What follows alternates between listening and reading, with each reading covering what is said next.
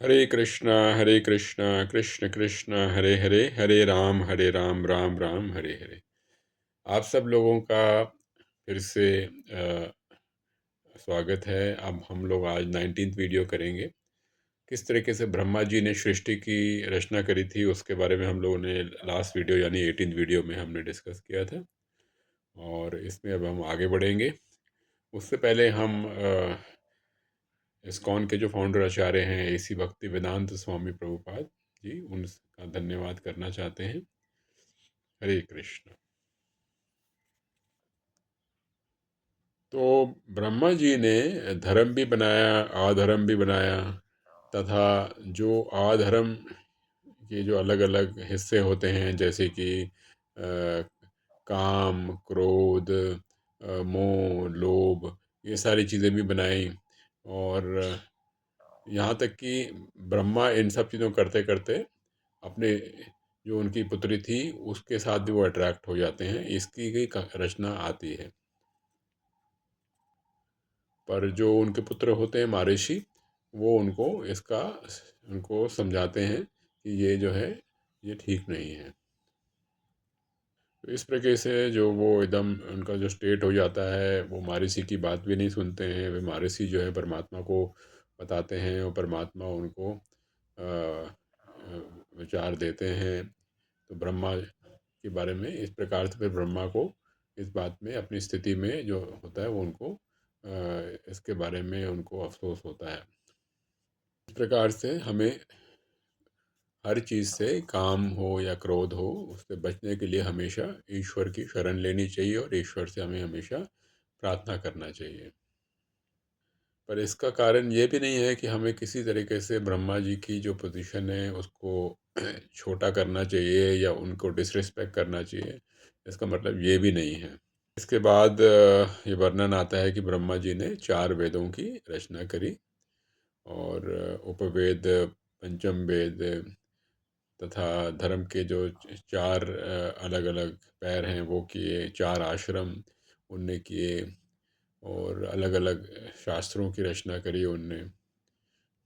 तो शास्त्र में ये कहा जाता है कि अगर महान लोगों से कोई गलती आती है तो उसको हमें किसी तरीके से हमें उनका अपमान नहीं करना चाहिए। अपमान करने से हमारा अपना ही नुकसान होता है, ना कि उनका होता है। हमें इससे शिक्षा लेनी चाहिए।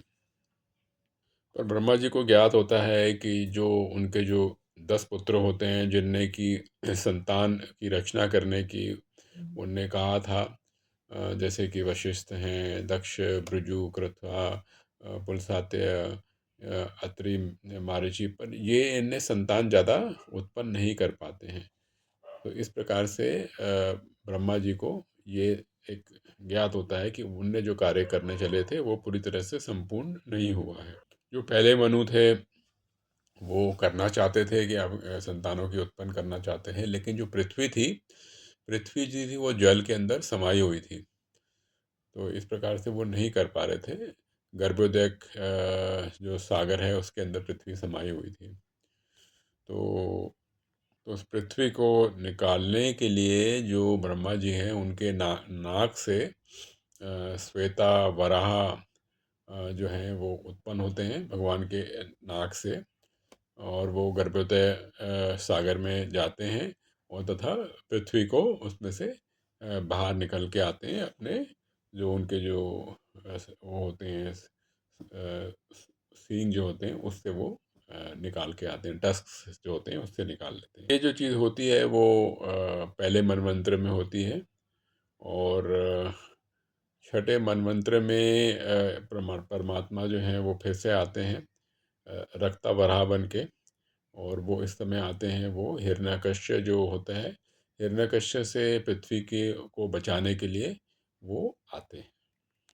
तो इसका अर्थ हमें ये मिलता है कि जब भी कोई ऐसी सिचुएशन आती है जो कि अधर्म की सिचुएशन होती है, जहाँ पे ईश्वर की ज़रूरत होती है, तो ईश्वर जो हैं वो अवतरित होते हैं। फिर भागवतम में एक कथा आती है कि किस प्रकार से जो दीति थी वो कश्यप मुनि के साथ संतान प्राप्त करना चाहती थी। संध्या काल का समय था, लेकिन कश्यप मुनि जो होते हैं वो कहते हैं कि संध्या काल का जो समय है वो ठीक नहीं है, क्योंकि इस समय में शंकर भगवान अब जा रहे होते हैं और वो अपने भूत पिशाच के साथ जाते हैं, तो वो ठीक टाइम नहीं है। लेकिन इस बात को वो मानती नहीं है दीदी, और फिर वो संतान उत्पत्ति के लिए कश्यप मुनि उनकी बात मानते हैं। लेकिन इससे जो है पूरी तरह से लाभ नहीं होता। तो कश्यप मुनि कहते हैं कि देखो, ये तो हुआ, लेकिन इसकी वजह से दो अ, दानवों का जन्म होगा। वो जो दो दानव जो जिनका जन्म होगा, उनकी वजह से काफ़ी हाहाकार होगा और काफ़ी लोगों की मृत्यु होगी और हर जगह नुकसान होगा। तो इस बात को सुन के देती होती है वो दुखी होती है।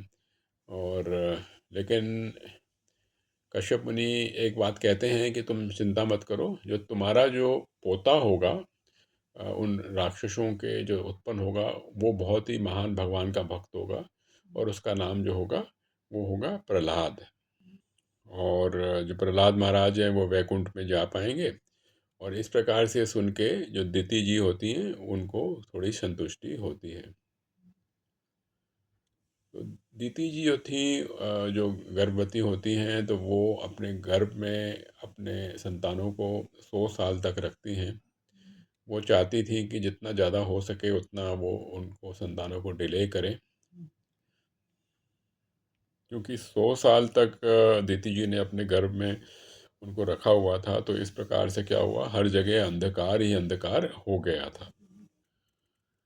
तो आगे हमें मालूम पड़ता है कि जो चार कुमार होते हैं वो वैकुंठ जाते हैं। वैकुंठ जब जाते हैं तो वो वैकुंठ के 7 दरवाजे होते हैं, सातों दरवाज़ों से आगे निकल जाते हैं। जब 7वें दरवाजे तक पहुंचते हैं तो वहाँ पे उनको जय और विजय मिलते हैं, और जय और विजय उनको रोकते हैं। तो चार कुमार जो होते हैं वो क्रोधित हो जाते हैं और उनको श्राप देते हैं, जय और विजय को, कि उनको धरती लोक पे जन्म लेना पड़ेगा।